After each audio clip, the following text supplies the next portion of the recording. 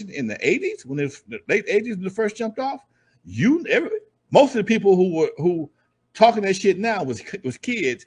Don't understand. I was a grown ass man. It's a difference. It's a difference what kids were willing to go through as opposed to a brother with a house, a car, a kid, a business. I'm not trying to go through certain shit. They didn't have nothing to lose. Again, like I said earlier, at that time, nobody owned anything. I've been owning property since I was 22 years old. A little bit of a difference. I had a kid since I was 18 years old. A little bit of a difference. So I made decisions based on what was best for Lonzo, not what somebody else think I should have did 25 years later. No, that's bullshit. Yeah. Boss Talk 101 also asked you, was there ever a point in which you thought N.W.A. was getting in too deep with the gangster stuff? And you said, yeah. They thought that shit was something to play with. Then they started seeing real gangsters come around. It's like what Mike Tyson say, everybody got a plan until you get hit in the mouth. Okay? They thought that shit was something to play with. And all of a sudden it got real. I think it got real in the Ruthless days, but it got extremely real in the Death Row days. It was real. It was always an element of reality. I mean, you were getting guys were getting beat up. You had Above the Law jumping on Cube. You had what's his name? Be Real. Him and Cube had an issue. Same thing with my boy. Damn it. Out of Compton, not out of Watts, Cam and Cube, they got into it. But everybody lived back then. Everybody took, everybody had their issues. They squabbled, whatever the case may be, and they worked it out. Then the shit went to another level.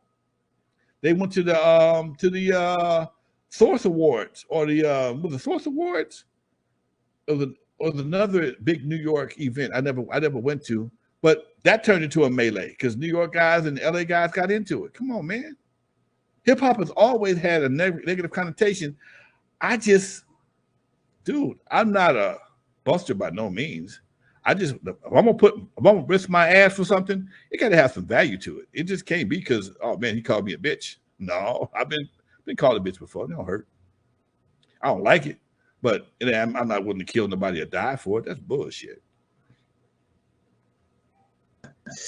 Now, gangbanging was at its height in the 80s and 90s when N.W.A. was at their height, not only in LA, but all over the country. And some cities were allegedly banging just as hard, if not harder, than Los Angeles. Quick has a infamous song called Just Like Compton, where he talks about going on tour and going to San Antonio, realizing, wait, they have red and blue here, going to St. Louis, they have red or blue, all around the country. Going back to N.W.A., do you know if they ran with security? Do you know anything about how they maneuvered from town to town? Because that was about as risky as it was. Hell yeah, they ran with security. Yes. That's a whole nother lifestyle. Dude, they had to have security everywhere they went. It was pretty much, then you got security on your team and the police looking for your ass at the same time. Come on, man. Think about that, dude. You got the streets looking for you, and you got the police ain't looking to back you up because you said fuck the police. Think about that, dude. I talked to Adrian one time. Adrian was telling me about that scene in the movie where the cops told him don't do fuck the police, and they did it anyway. And allegedly, a cop set off some fireworks and started the melee. And he said Jerry Heller wasn't there. That was him. He was there. And he says, when you come to town and the police meet you at the airport or meet you at the hotel, you're not doing this, you're not doing that, man. Who needs that shit in their life? If it really was a revolutionary move that was going to change something for the positive, but let's back up for a second and reflect on the benefits of that whole era. Where's the benefit at? People made money. People got killed. But where was the positive benefits at? I'll wait. Yep, there you go. I'll wait. You tell me where the benefits of gangbanging in any hood has benefited anybody except for those who are at the top. It's like You know, it's like anything else. There's not a lot of people that really benefited from it. And even those who benefited end up going to the penitentiary and getting killed by one of these so-called homeboys. You got 25 years to give up? I don't. I didn't. You know, most of them, Big Meech, just get out of jail. All the millions he made, he ain't got no money. All the millions he made, he ain't got no money. One thing the feds gonna do, they're gonna break the shit out your ass. They're gonna make damn sure you don't pick up where you left off at. You know, Freeway Rick came out. It was a little rough for him in the beginning. Okay.